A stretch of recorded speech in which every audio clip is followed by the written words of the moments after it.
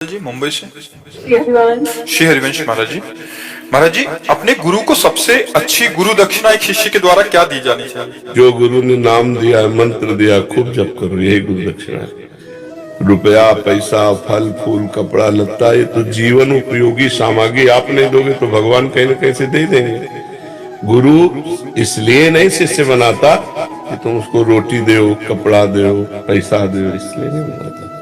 इसलिए बनाता है कि तुम स्वयं भगवान को अर्पित हो जाओ, तुम भगवदानंद को प्राप्त हो जाओ, तुम्हारे अंदर का ज्ञान नष्ट हो जाए, तुम्हें भगवत प्राप्ति हो जाए, इसलिए शिष्य बनाया जाता है। तो गुरु की इच्छा क्या है? आप भगवत प्राप्त हो जाओ। तो भगवत प्राप्त कैसे होगे? जो गुरु जी ने नाम दिया, मंत्र दिया, उपासना दी, वैसे चलो।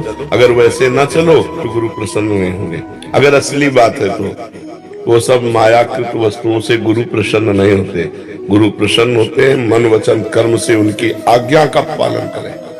आज्ञा सम्न सुसाहब सेवा, अपने गुरु की आज्ञा का पालन करना, इससे बड़ी और कोई भेंट नहीं है। और गुरु की सबके लिए एक ही आज्ञा है कि तुम भजन करके, अच्छे आचरण करके भगवान को प्राप्त हो जाओ।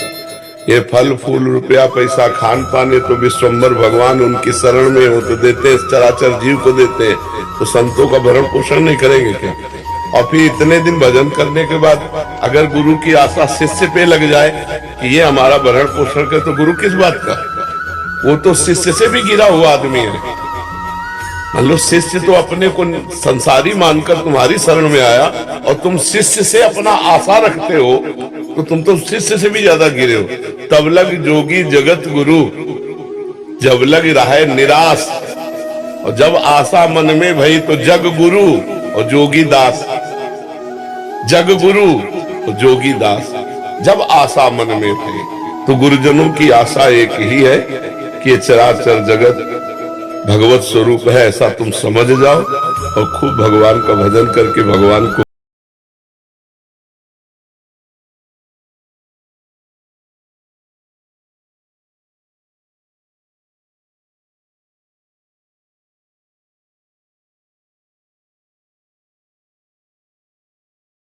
की बात, वो तो भगवान की जिम्मेदारी। योगक्षेमम भाम्यम, आप सब चले जाओ। देखो किसी से मांगा जाता है क्या? बिना मांगे अन मांगे आगे आवे गो, जो पल लागे पल। भगवान दे रहे, किसी से कोई संकेत भी नहीं किया जाता। तो गुरु को आवश्यकता है आपके मन वचन कर्म से आज्ञा पालन की, न कि रुपया पैसा भेंट सामग्री की।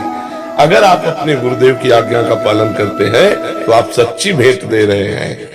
और यही भेंट के लिए तो हमारा आपका संबंध होता है कि आप हम एक हो जाए, हम जहां हैं वहीं आप पहुंच जाओ। ये इसीलिए तो संबंध होता है। ये थोड़ी कि तुम जाओ वहां हम पहुंच जाए, तुम जहां हो वहां हम पहुंच जाए, इसलिए थोड़ी होता है। हम जहां है वहां तुम पहुंच जाओ। तो गुरु निष्काम अवस्था की चरम सीमा भगवत स्वरूप में, तो आप भी पहुंचोगे भजन करके। यही भेंट है। राजेंद्र कुमार जी। श्री हरिवंश महाराज जी। महाराज जी, हमारे जो शरीर में जीवात्मा है वो हमें सही गलत करने का प्रेरित करती है या हमारा मन? पहली बात तो यह ज्ञान की बात है आपकी। हमारी जीवात्मा हमें प्रेरित कर रही है, मतलब दो चीज हो गई इसमें। जीवात्मा एक अलग हो गया और आप अलग हो गए, नहीं हो गए? देखो ना, फिर कुछ प्रश्न करो। महाराज जी, जो शरीर में जीवात्मा है वो हमें सही गलत करने का प्रेरित करती है ना? हमारा जीवात्मा अलग हो गई, हमें अलग हो गए। नहीं, तुम ही हो जीवात्मा, तुम ही हो जीवात्मा, तुम और कोई नहीं। क्यों? कि कोई अंतर है? हाँ, ले सोचा शायद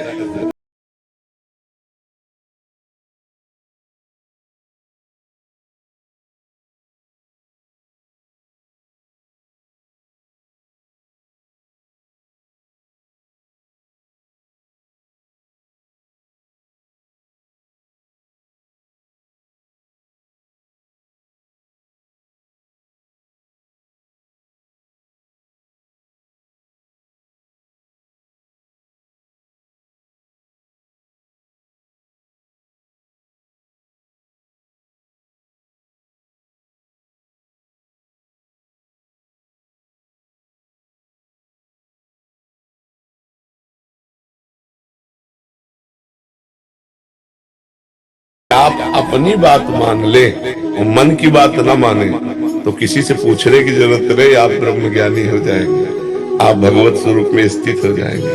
समझ पा रहे आप? लेकिन हम अपनी बात को ठुकरा देते, बोले यार अंदर से आया था हमारे कि नहीं करना है और हमने कर दिया। तो अंदर से जो आया था वो आपकी बात थी, बाहर से जो कह रहा है कि मुझे यही करना, ये मन की बात है। मना कष्टान इंद्रियाणि प्रकृति स्थान कर सती, मन 5 ज्ञानेंद्रियों के साथ प्रकृति जन्य भोगों में जा रहा है, अंतरात्मा उसे मना करती है। परमात्मा आनंद की प्राप्ति के लिए हमारा मानव जीवन हुआ है, हम भोगानंद में मस्त हो रहे हैं। भोगानंद से हटे हमारा स्वरूप ही आनंद में, हमारा स्वरूप ही आनंद में, कोई और आनंद कहीं से आना थोड़ी है। जो आनंद सिंधु सुख राशि हमारा अंशी है, वही हमारा सुख राशि स्वरूप चेतन अमल सहज सुख राशि ईश्वर अंश जीव अविनाशी। समझ पा रहे हो? तो हम अपनी बात समझे, वो हमारी बात, जीवात्मा कौन है? हम ही तो है। हम अपनी बात ठुकरा कर मन की बात मान लेते तो मनमानी हो जाता है, और मनमानी में दंड है। अगर हम आत्मा की बात माने, गुरु की बात माने, शास्त्र की बात माने,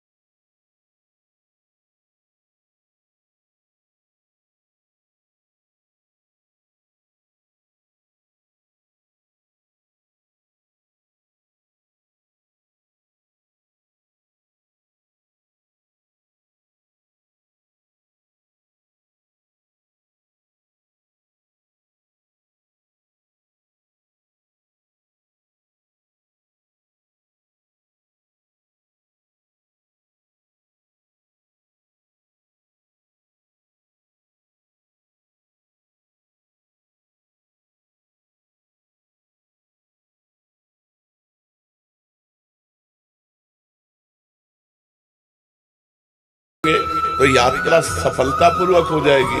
और गाड़ी साफ स्वच्छ और उसको खवाओ पियाओगे नहीं गाड़ी को, तो फिर यात्रा कैसे होगी? तो हमें लगता है उचित भोगों का भोग अनिवार्य है। अब जैसे 50 वर्ष की आयु से ऊपर जो जा रहे हैं, चाय पिया गर्म हो गया शरीर, शौच आदि की व्यवस्था की, नहाया धोया अपने काम में लगे। हमको ये नहीं देखना है, हमको देखना है हमारा शरीर चले और भजन बने। हम कह रहे हैं कोई भी विषय जो शास्त्र विरुद्ध है वो हमें नहीं छूना चाहे, जितना हमें लाभ हो या हानि हो। और जो धर्मयुक्त है उस विषय का सेवन करते हुए हमें भगवान के मार्ग में चलना है। तो इसलिए ऐसा नहीं कि सर्व विषय त्यागी कोई हो सकता है। महाराज जी, मन और आत्मा की बात में कैसे अंतर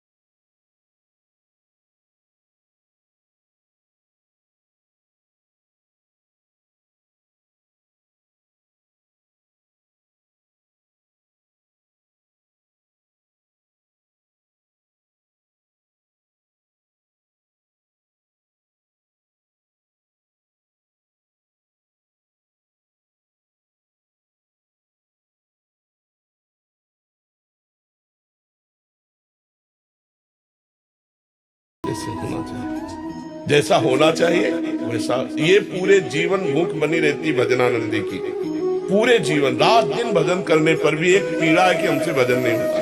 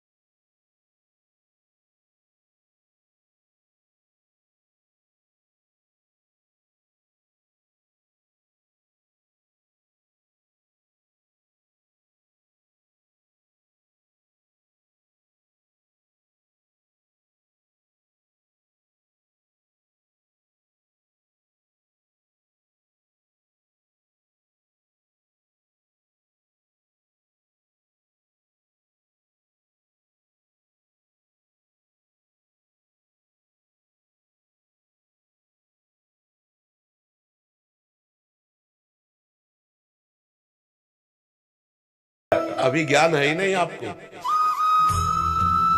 अगर ज्ञान हो जाए तो जे ही जाने जग जाए हेराई, जागे जथा स्वपन भ्रम जाई, सोई जाने जेहि देहु जनाई, जानत तुम्हि हुए जा।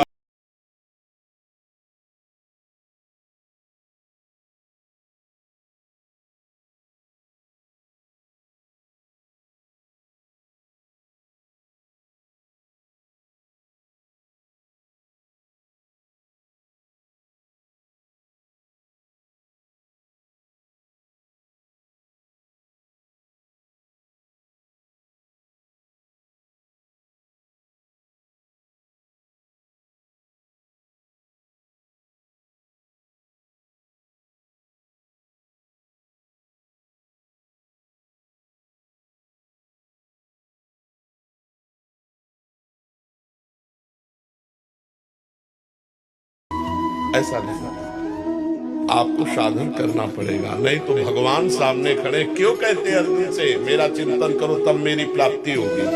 सामने खड़े हैं भाई। हम तुम तो मान लो, तुम हमें संत मानो, हम आपको गृहस्थ भक्त माने।